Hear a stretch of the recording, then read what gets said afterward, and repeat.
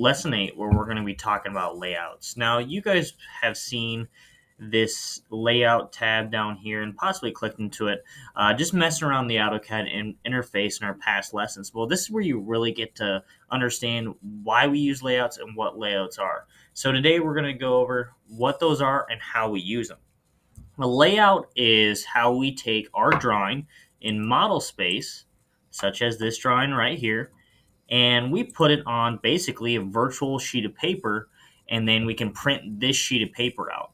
So this is how all professional engineering companies, architectural companies, anybody that uses AutoCAD and actually has to print out stuff for professional documentation, they use this layout tool in order to actually do that.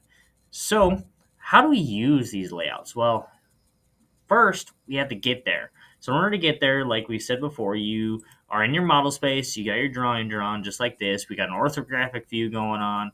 We have our front view, our side view, our top view. We have this drawing fully done. Let's say we didn't need to dimension it. And I just got a 3D object right here just for fun to help you guys understand that a little bit more. So, your model space. Let's go to layout. That's all you got to choose.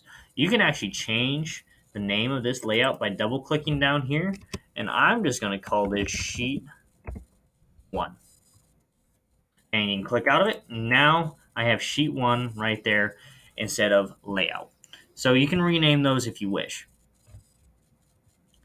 In using layouts, what we're going to do is have this template. This is the CAD 101 template. And we're going to look down here, we're going to zoom in, and these are some important parts right here. This pink box, which I have right here, is called a viewport. We'll get that into our next video. But this video, we're going to focus on what is going on down here. We have this table over here that has the date, the project, and the drafter. We have CAD 101, since this is the class. This is your name, so for now, John Doe, this is his drawing. And right here, we have a personal logo. So the personal logos that you guys have drawn, this is where they're going to go. So this is the Teaching Through Technology T3 logo. So this is the logo that I put in there for now. But your personal ones will go there.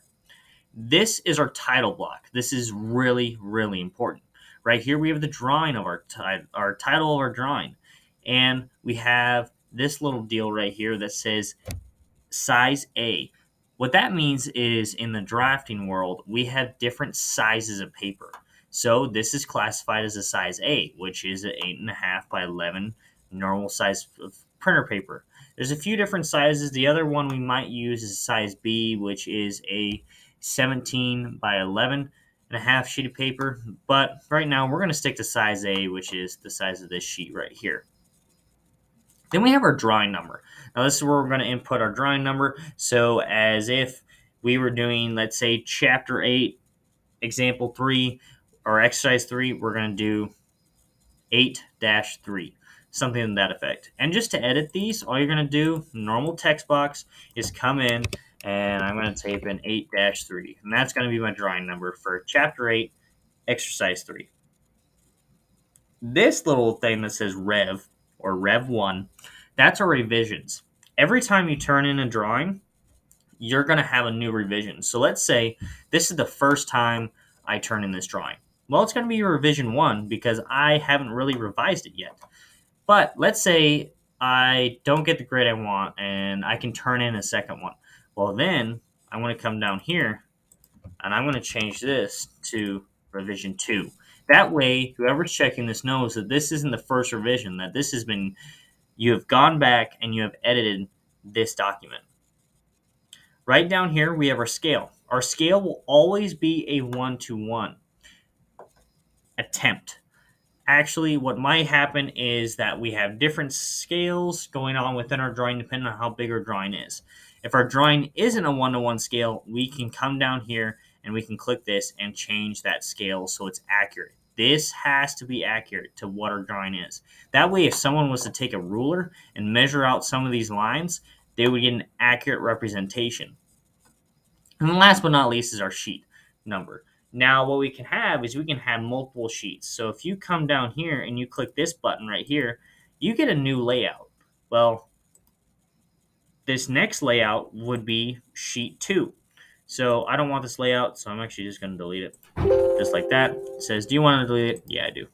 So if you have multiple sheets, because there might be drawings where you're drawing, let's say, a house, and you got to have a drawing of the foundation, the roof, and the floor plan. Well, you'd have different sheets for that. You'd probably have 3 or 4 sheets for that. So that's in order to organize, just like page numbers, basically. So as we go through and using these layouts, we're going to keep looking at how this all this information needs to be accurate as we go through. And in the next video, we're going to learn how to use this pink box right here called a viewport.